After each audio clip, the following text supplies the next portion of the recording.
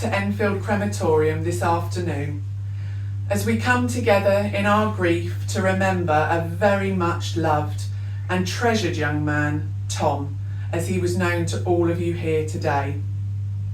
We will be united as one as we talk of Tom, remembering happy times that he shared with you and the memories that he has forever left with you. Surrounded by the love and the support of everyone here in the chapel today, we will say goodbye to his presence on earth, and freed of the struggles and the challenges he faced, he will journey to a place of everlasting peace. Grief. It is but just one single word, but such a potent word in our language. As when we talk or think of grief, we know it can be all-consuming and fill our minds and bodies with such powerful emotions and feelings. Grief can cause tears to fall, fists to ball in anger, and a heart to physically ache. Moments of despair, not knowing how to live your life without that person in it. And in a life cut short too soon and so suddenly, the pain of loss and grief can feel so much more unfair, cruel and raw. Love is what causes us to grieve so profoundly. The power of all that we loved and cherished in that person will fuel our grief. Love, and therefore grief, doesn't grow bigger in relation to how old someone is when they leave us. We love what time we have spent with them and the memories that we have made. But we long to show our love in the years that we thought that we would still have, and the life moments we thought that we would share with them. The shock of losing a young life will eventually soften in time, but the thoughts will always be there. What the 30th birthday might have looked like, or how they would have been as a father or an uncle.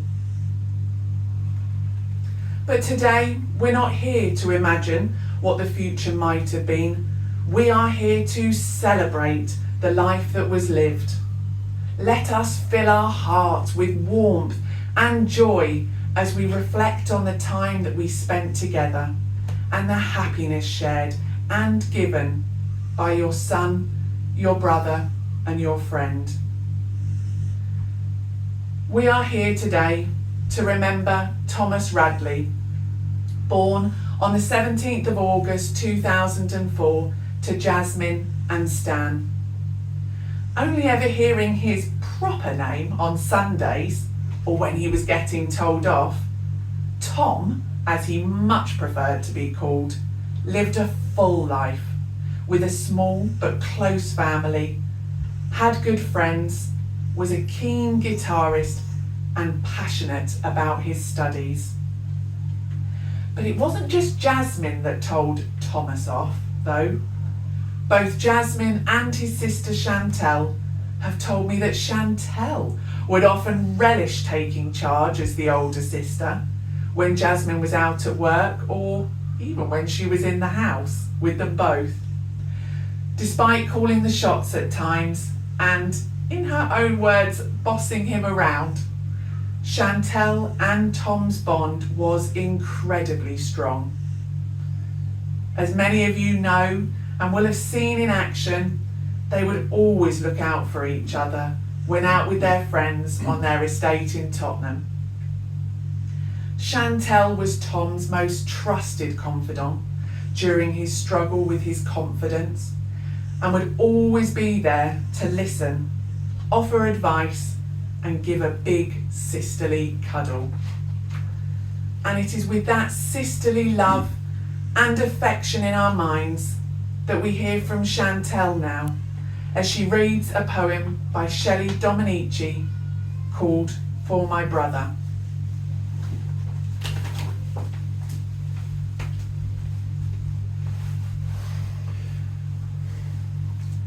You left without warning, gone so fast.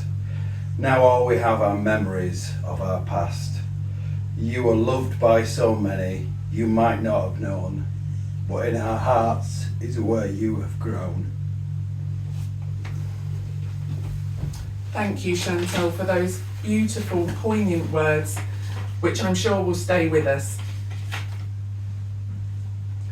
Thomas, Tom, Radders, whatever you called him, was a fun, clever, passionate and friendly person to be around. Growing up in Tottenham, he enjoyed spending time with his family at the Jamaican Cultural Centre. And I know many of you are here today, have enjoyed some fun times there, singing, dancing, drinking and eating, whilst with Tom. Tom and his family always respected and celebrated their heritage, and Tom's studious nature meant he enjoyed spending time learning about his history and culture. Perhaps it was from this early interest in the Caribbean island that led to his wanderlust, as he dreamed of visiting not only Jamaica, but France and Argentina, mostly due to some iconic civil engineering feats in those countries. Jasmine did save up to take the family on summer holidays, where the nearest to engineering they came was to see how tall their 99ers were. At Tottenham Vale School, Tom picked up his first guitar and was instantly hooked. Jasmine has said that the guitar was his first love. Tom would spend hours in his room practicing, trying to perfect his favourite songs of the time, the Arctic Monkeys, All the Wanted. But perfect them he did, as he was dedicated and focused when he wanted to achieve something. When eventually a chord or riff would work, it was to the great relief of Jasmine and Chantal, as they wouldn't have to hear that song again for a while. They tell me it took a few years for them not to groan when they heard Bastille's Pompeii playing on the radio, as that was a particularly tricky one for Tom to master, but master it he did.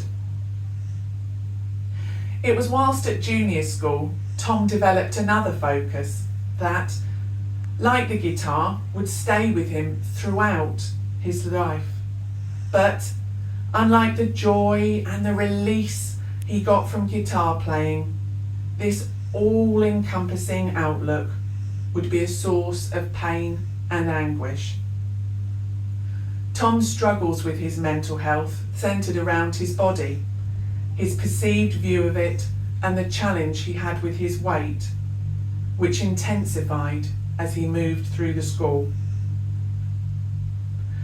As he started at Gladsmore Community High School, comparing himself to his peers was an almost constant, intrusive thought for Tom, which inevitably knocked his self-confidence and sense of self-worth.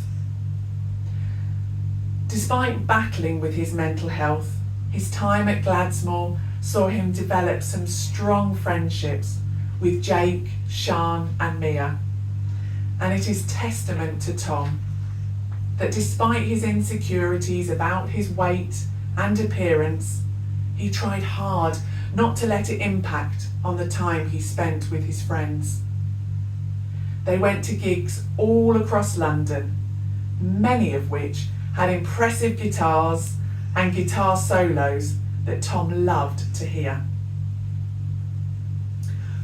Although Tom was only with us for 21 years, he packed a lot of life into those years, much of which, whether he wished it or not, was captured on camera. So, let us take a few moments to watch this beautiful visual tribute as we remember these times spent with Tom and the many more personal, special moments that you shared together. That sun lick up on the ground, turn on the lighters. bliss, moment of silence. Well, within those lovely photos, you might just have spotted the junk model bridge with a very proud 7-year-old Tom showing it off.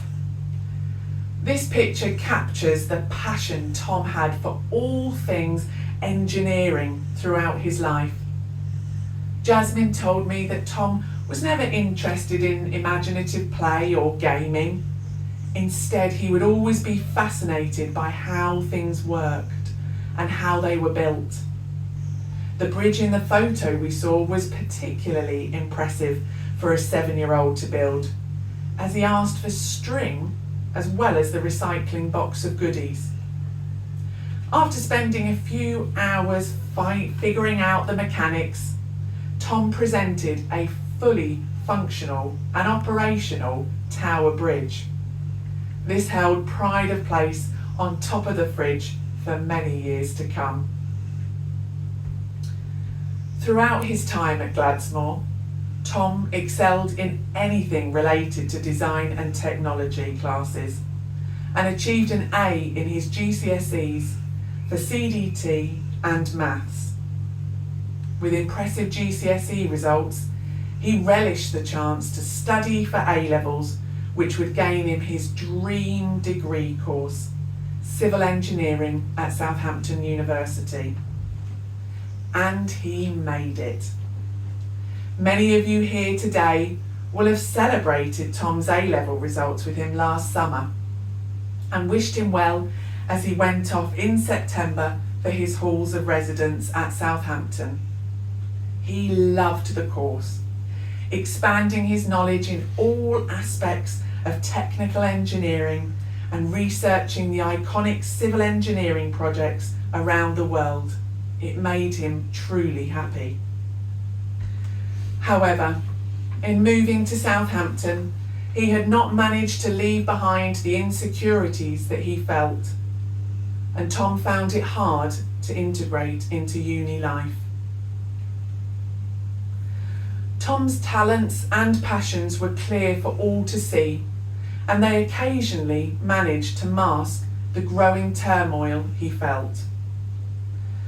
But the battle with his mental health led Tom to make a decision on the 12th of June, which resulted in the world losing this young man, this budding engineer, your friend, your brother, your son.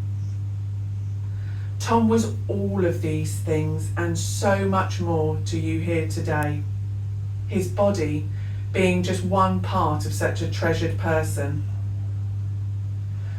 The time has now come to commit his earthly presence back to nature. And as we say our loving goodbye to him, if you're able to do so, please would you stand for the committal.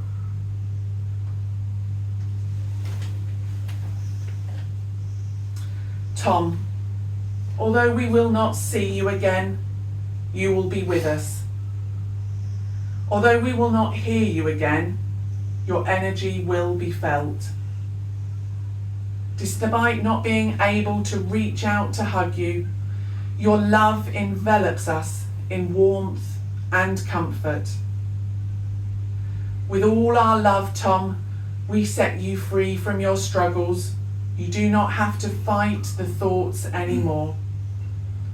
Our tears wash away the anxieties and challenges you faced in life. We release you from the self-doubt. Tom, may you rise up on the crest of our sorrow to reach a place of peace for you and everlasting rest. Please be seated.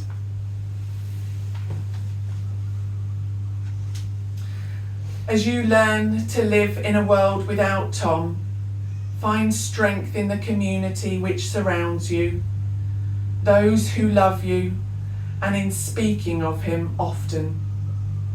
Play his favourite music, admire the bridges, and remember him fondly and let yourself smile.